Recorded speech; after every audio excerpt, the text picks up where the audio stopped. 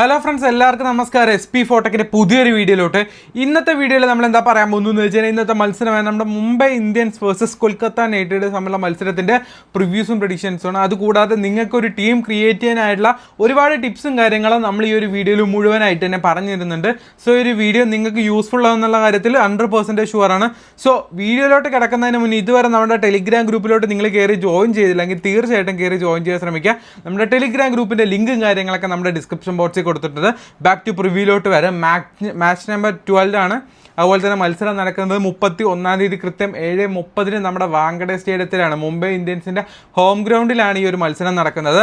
അപ്പോൾ നമുക്ക് രണ്ട് ടീമിൻ്റെയും ഓവർവ്യൂ ആദ്യം തന്നെ നോക്കാം. നമ്മുടെ മുംബൈ ഇന്ത്യൻസിനെ പറ്റി പറയുകയാണെങ്കിൽ one of the most successful team in IPL history, അതായത് IPL ഹിസ്റ്ററിയിൽ കൂടുതൽ ട്രോഫികൾ എടുത്ത നമ്മുടെ മുംബൈ ഇന്ത്യൻസ് ആണ്. ഏകദേശം 5 പ്രാവശ്യമാണ് വിൻ ചെയ്തിട്ടുള്ളത്. 2013, 2015, 2017, 2019, 2020 ഇങ്ങനത്തെ കാലയളവിലാണ് നമ്മുടെ Mumbai Indians IPL trophy കരസ്ഥമാക്കിയിട്ടുള്ളത്.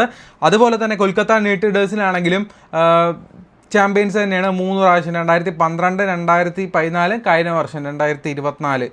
Then അതുപോലെ തന്നെ ഈ ഒരു വെന്യൂനെ പറ്റി പറയുകയാണെങ്കിൽ നമ്മുടെ വാങ്കഡ സ്റ്റേഡിയമാണ്. വാങ്കഡെ സ്റ്റേഡിയത്തിനെ പറ്റി പറയുകയാണെങ്കിൽ ടോട്ടലി 118 മത്സരങ്ങളാണ് ഇവിടെ നടന്നിട്ടുള്ളത്. അതിൽ 170 റൺസ് എബോ ആവറേജ് സ്കോറായിട്ട് മിനിമം ഒരു 170ൻ്റെ മുകളിലോട്ട് നമുക്ക് റണ്ണ് പ്രതീക്ഷിക്കാം. അതുപോലെ തന്നെ ഫസ്റ്റ് ബാറ്റിംഗ് ചെയ്ത ടീം 54 പ്രാവശ്യവും സെക്കൻഡ് ബാറ്റിംഗ് ചെയ്ത ടീം 64 പ്രാവശ്യമാണ് വിൻ ചെയ്തിട്ടുള്ളത്. 10 മത്സരങ്ങൾ സെക്കൻഡ് ബാറ്റിംഗ് ചെയ്ത ടീമാണ് കൂടുതലും വിൻ ചെയ്യുന്നത്. ദെൻ അതുപോലെ തന്നെ സ്കോറിംഗ് പാറ്റേൺസിനെ പറ്റി പറയുമ്പോൾ 150 റൺസിന് മുകളിൽ 27 മത്സരവും, 150 to 170 റൺസിന് മുകളിൽ 27 മത്സരവും, അതുപോലെ തന്നെ 170 to 180 ആ ഒരു റൺ സ്കോറിൽ 35 മത്സരവും, 190 മുകളിൽ 29 മത്സരങ്ങളും പോയിട്ടുണ്ട്. നല്ല രീതിയിൽ ബാറ്റിംഗ് സപ്പോർട്ടറായിട്ടുള്ള ഒരു ഗ്രൗണ്ടാണ്. സോ നമുക്ക് തീർച്ചയായിട്ടും കുറച്ച് ബാറ്റിംഗ് ഫ്രണ്ട്ലി ആയിട്ട് തന്നെ ഒരു ടീം ക്രിയേറ്റ് ചെയ്ത് കഴിഞ്ഞാൽ കുറച്ചുകൂടെ നമുക്ക് വിന്നിങ് പ്രോബബിലിറ്റി കൂടുതൽ തന്നെ ആയിരിക്കും. ദെൻ അതുപോലെ തന്നെ കളിക്കാൻ ചാൻസ് ഉള്ള 11 പ്ലെയേഴ്സ്, ഇരു ടീമുകളെത്തി 11 പ്ലെയേഴ്സിനെയാണ് നമ്മൾ പറയുന്നത്. അതിന് മുന്നേ ഒരു കാര്യം പറയാനുണ്ട്, ബൗളിംഗ് സ്റ്റാറ്റ്സിനെ പറ്റി പറഞ്ഞിട്ടില്ല. ഈ കഴിഞ്ഞ 118 മത്സരങ്ങളിലും ഫാസ്റ്റ് ബൗളേഴ്സ് 715 വിക്കറ്റ്സ് ആണ് എടുത്തിട്ടുള്ളത്. സ്പിൻ ബൗളേഴ്സ് 308 വിക്കറ്റ്സ് മാത്രമേ എടുത്തിട്ടുള്ളൂ. ഓക്കെ, അപ്പോൾ ഇനി രണ്ട് ടീമിലും കളിക്കാൻ ചാൻസ് ഉള്ള 11 പ്ലെയേഴ്സിനെ പറ്റി നോക്കാം. ആദ്യം തന്നെ നമ്മുടെ മുംബൈ ഇന്ത്യൻസിൻ്റെ പ്ലെയേഴ്സിനെ പറ്റി പറയുകയാണെങ്കിൽ രോഹിത് ശർമ്മ റീസെൻ്റായിട്ട് ഭയങ്കര ഫോം ഔട്ടാണ്.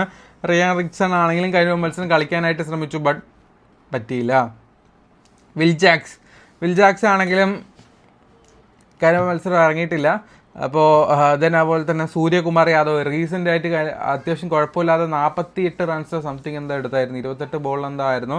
ഹർദിക് പാണ്ഡ്യയും സൂര്യകുമാർ യാദവ് നിന്നപ്പോൾ നമ്മൾ മുംബൈ ഇന്ത്യൻസ് വിജയിക്കുമെന്ന് വിചാരിച്ചു ലാസ്റ്റ് മത്സരം, പക്ഷെ അത് നടന്നില്ല. മുട്ടി കളിച്ചു രണ്ടുപേരും, അത് വല്ലാത്തൊരു പോരായ്മയായി. പിന്നെ തിലക് വർമ്മ അത്യാവശ്യം കുഴപ്പമില്ലാതെ കളിച്ചൊരു പ്ലെയറാണ് കഴിഞ്ഞൊരു മത്സരത്തിൽ. അതുപോലെ തന്നെ ഹർദിക് പാണ്ഡ്യ ആണെങ്കിൽ 2 വിക്കറ്റ്സും എടുത്തു.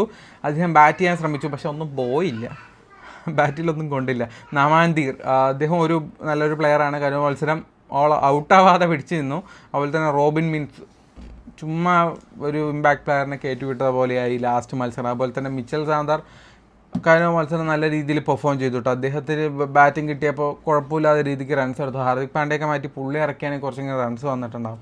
പിന്നെ ദീപക് ചഹാർ ആണെങ്കിലും ട്രെൻ ബോൾട്ട് ആണെങ്കിലും കഴിഞ്ഞ മത്സരങ്ങൾ ഒരു വീതം വിക്കറ്റ്സും കാര്യങ്ങളൊക്കെ ടേക്ക് ചെയ്തിട്ടുണ്ടായിരുന്നു. അതുപോലെ തന്നെ കൊൽക്കത്ത നൈറ്റ് റൈഡേഴ്സിലാണെങ്കിൽ ഡീകോക്കാണ്, പിന്നെ സുനിൽ നരൈൻ, അജിൻകെ രഹാനെ, വെങ്കിടേഷ് അയ്യർ, അങ്കിരിഷ് രഘുവൻഷി, അതുപോലെ തന്നെ റിങ്കു സിംഗ്, ആന്ദ്രെ റസൽ, റമദീപ് സിംഗ്, അതുപോലെ തന്നെ സ്പെൻസർ ജോൺസൺ, ഹർഷിത് റാണ, അതുപോലെ തന്നെ വരുൺ ചക്രവർത്തി. ഇത്രയും പേരാണ് കൊൽക്കത്തയിലെ പ്ലേയിങ് 11. അതുപോലെ തന്നെ നമ്മുടെ കീ പ്ലെയേഴ്സായിട്ട് നമ്മുടെ മുംബൈ ഇന്ത്യൻസിൽ പറയുകയാണെങ്കിൽ രോഹിത് ശർമ്മ റീസെൻറ്റ് ഫോം ഔട്ടാണ്, ബട്ട് ഈ ഒരു പിച്ചിൽ നല്ല റെക്കോർഡ്സ് ഉണ്ട്. തന്നെ അതുപോലെ തന്നെ Suryakumar Yadav, Hardik Pandya, Trent Boult. Okay, പിന്നെ KKRൽ പറയുകയാണെങ്കിൽ ഡീകോക്ക് സൂക്ഷിക്കേണ്ട ഒരു വ്യക്തിയാണ് അഗെയിൻസ്റ്റ് മുംബൈ ആയിട്ട്.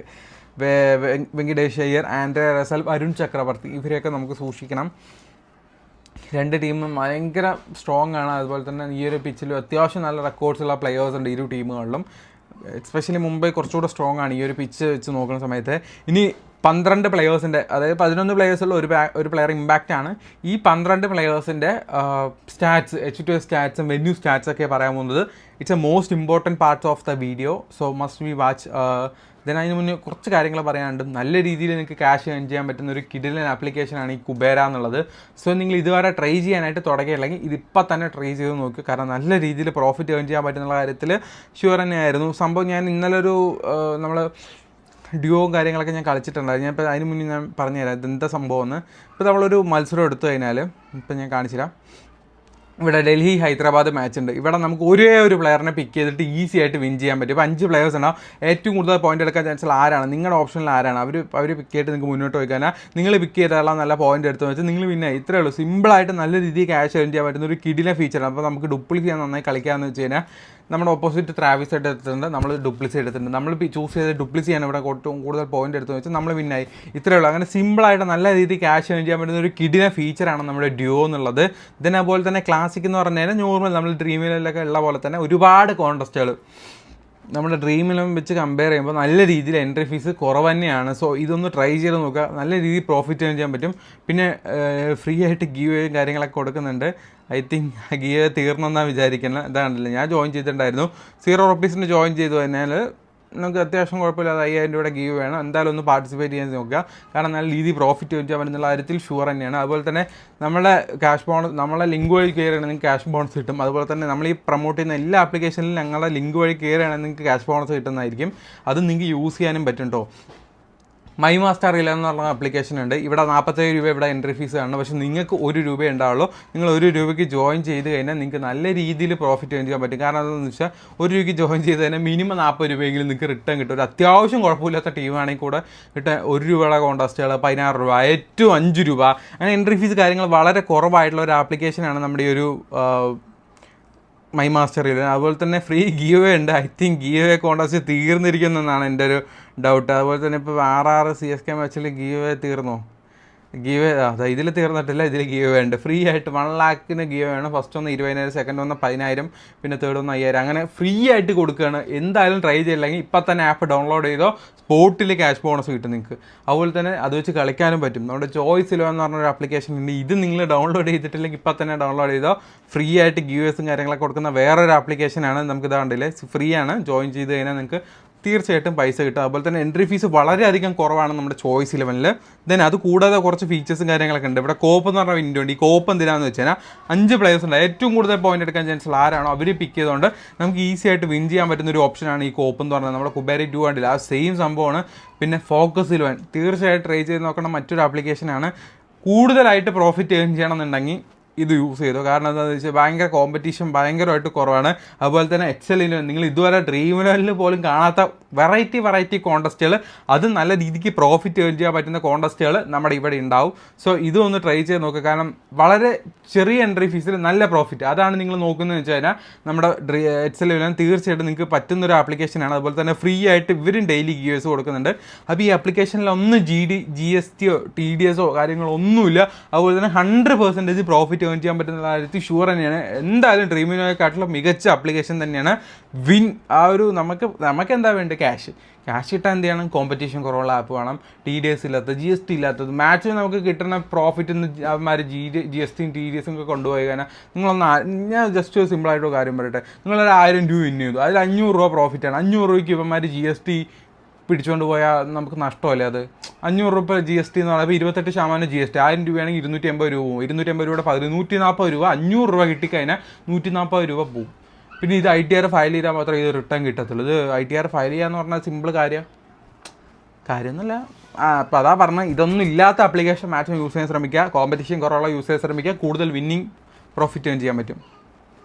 ബാക്ക് ടു പ്രിവ്യൂലോട്ട് വരാം. മത്സരം നടക്കുന്നത് മുംബൈ ഇന്ത്യൻസിത്തെ 12 പ്ലെയേഴ്സിനും അതുപോലെ തന്നെ നമ്മുടെ കൊൽക്കത്ത നൈറ്റ് റൈഡേഴ്സിന്റെ 12 പ്ലെയേഴ്സിൻ്റെയും സ്റ്റാറ്റ്സ് ആണ് ഇനി പറയാൻ പോകുന്നത്. ആദ്യം തന്നെ മുംബൈ ഇന്ത്യൻസ് പ്ലെയേഴ്സിലോട്ട് നോക്കിക്കഴിഞ്ഞാൽ രോഹിത് ശർമ്മയാണ്. റീസെൻ്റ്ലി അദ്ദേഹം വാങ്കഡെ സ്റ്റേഡിയത്തിൽ ഏകദേശം 78 ഇന്നിങ്സ് കളിച്ചിട്ടുണ്ട്. അതിൽ 223 റൺസാണ് അദ്ദേഹം സ്കോർ ചെയ്തിട്ടുള്ളത്. അഗെയിൻസ്റ്റ് KKR ആയിട്ടും അദ്ദേഹം 34 ഇന്നിങ്സ് ഏറ്റുമുട്ടി 1070 റൺസും സ്കോർ ചെയ്തിട്ടുണ്ട്. നല്ല റെക്കോർഡ്സ് ഉണ്ട് കേട്ടോ. ഇതിനെ തന്നെ റിയാൻ റിക്സൺ ആണ്. അദ്ദേഹമാണെങ്കിലും റീസെൻ്റ് ആയിട്ട് ഫോമിലോ കാര്യങ്ങളൊന്നും അല്ല. പിന്നെ വിൽ ജാക്സ് ആണ്. വിൽ ജാക്സിനെ പറ്റി പറയുന്നത് റീസെൻ്റ് ആയിട്ട് KKR ആയിട്ട് ഒരു മത്സരം ഏറ്റുമുട്ടിയിട്ട് അദ്ദേഹം 55 റൺസ് എടുത്തിട്ടുണ്ട്. അതുപോലെ തന്നെ സൂര്യകുമാർ യാദവാണ്. അദ്ദേഹത്തെ പറ്റി പറയുന്ന സമയത്ത് എഗെയിൻസ്റ്റ് വാങ്കഡെ സ്റ്റേഡിയത്തിലുള്ള സ്റ്റാറ്റ്സ് ആണ് അദ്ദേഹത്തിന് പറയുന്നത്. 32 ഇന്നിങ്സിൽ നിന്ന് 1083 റൺസ് എടുത്തിട്ടുണ്ട് അദ്ദേഹം. മിനിമം 30 എബോ ആവറേജ് സ്കോർ ആയിട്ടുണ്ട്. അതുപോലെ തന്നെ KKRന്റെ അഗെയിൻസ്റ്റ് 12 ഇന്നിങ്സ് കളിച്ച് 447 റൺസും അദ്ദേഹം കരസ്ഥമാക്കിയിട്ടുണ്ട്. അപ്പോൾ അദ്ദേഹത്തിനും അത്യാവശ്യം കുഴപ്പമില്ലാത്ത ആവറേജ് ഉണ്ട്. അതുപോലെ തന്നെ തിലക് വർമ്മയാണെങ്കിലും ഈ ഒരു സ്റ്റേഡിയത്തിൽ 11 ഇന്നിങ്സ് കളിച്ച് 311 റൺസ് എടുത്തിട്ടുണ്ട്. Per match 30 runs above average ഉണ്ട്. അതുപോലെ തന്നെ KKR അദ്ദേഹം 5 ഇന്നിങ്സ് കളിച്ച് 110 റൺസാണ് എടുത്തിട്ടുള്ളത്.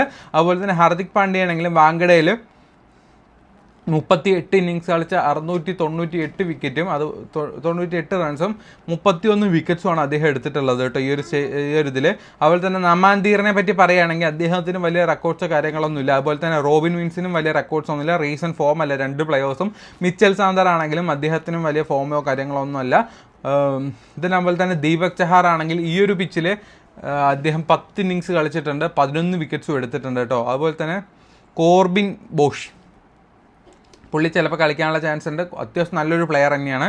ട്രെൻ ബോൾട്ടാണ് അടുത്തായിട്ട് പറയുന്നത്. വാങ്കഡെ സ്റ്റേഡിയത്തിൽ 11 ഇന്നിങ്സ് കളിച്ചിട്ടുണ്ട്, 12 വിക്കറ്റ്സും എടുത്തിട്ടുണ്ട് കേട്ടോ അദ്ദേഹം. അതുപോലെ തന്നെ കൊൽക്കത്ത നൈറ്റ് റൈഡേഴ്സിലെ പ്ലെയേഴ്സിനെ പറ്റി നോക്കുന്ന സമയത്ത് ആദ്യം പറയുന്നത് ഡീകോക്ക് തന്നെയാണ്. 12 ഇന്നിങ്സ് ഈ ഒരു ഗ്രൗണ്ടിൽ കളിച്ച് 373 റൺസ് ആവറേജ് സ്കോർ ആയിട്ടുണ്ട്. എബോ 30 ആണ് ആവറേജ്.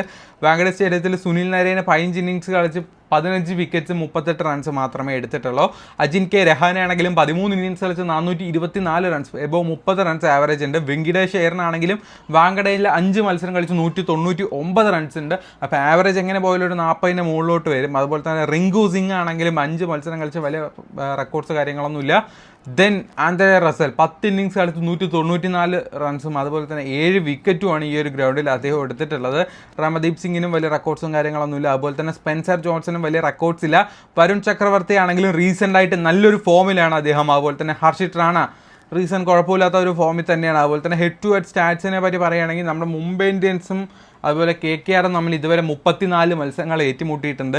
23 പ്രാവശ്യം മുംബൈ ഇന്ത്യൻസ്, 11 പ്രാവശ്യം മാത്രമേ KKR വിൻ ചെയ്തിട്ടുള്ളൂ. ഇരു ടീമുകളും നല്ല സ്ട്രോങ് ആണ്. ഇപ്പോൾ ആര് ജയിക്കുന്നതെന്ന് നമുക്ക് പ്രെഡിക്റ്റ് ചെയ്യാൻ പറ്റത്തില്ല. സോ നമുക്ക് എന്തായാലും ഒരു പ്രിവ്യൂ ടീമിലോട്ട് കിടക്കാം. സോ പ്രിവ്യൂ ടീം ക്രിയേറ്റ് ചെയ്യാനായിട്ട് ഞാൻ യൂസ് ചെയ്യുന്ന ആപ്ലിക്കേഷൻ കുബേര ഫാൻറ്റസി തന്നെയാണ്. നല്ല രീതിയിൽ പ്രോഫിറ്റ് ഏൺ ചെയ്യാൻ പറ്റുമെന്നുള്ളൊരു ഉറപ്പുള്ളതുകൊണ്ടാണ്. നമ്മുടെ മാച്ചിൻ്റെ ഡീറ്റെയിൽസ് കാര്യങ്ങളൊന്നും വന്നിട്ടില്ല. സോ വരാത്ത കൊണ്ട് മാത്രം നമ്മളിപ്പോൾ തൽക്കാലം നമ്മുടെ മൈ മാസ്റ്റർ ലെവലിൽ നമ്മുടെ ടീം ക്രിയേറ്റ് ചെയ്യാനായിട്ട് നോക്കുന്നു. മൈ മാസ്റ്റർ ലെവലിൽ വന്നിട്ടുണ്ടാവുമോ എന്നറിയില്ല.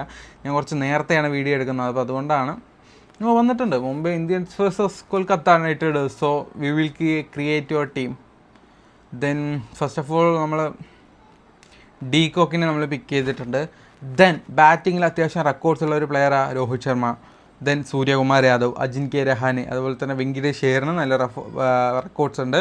ദെൻ അതുപോലെ തന്നെ നമ്മൾ ഹാർദിക് പാണ്ഡ്യ, നമ്മുടെ സുനിൽ നരേന് പകരം കൂടുതൽ മൊയിൻ അലി ആയിരിക്കും വരാൻ ചാൻസ് ഉള്ളൂ. സുനിൽ നരേന് എന്തോ ചെറിയൊരു ഇഞ്ചുറി ആണെന്ന് കേട്ടിട്ടുണ്ടായിരുന്നു.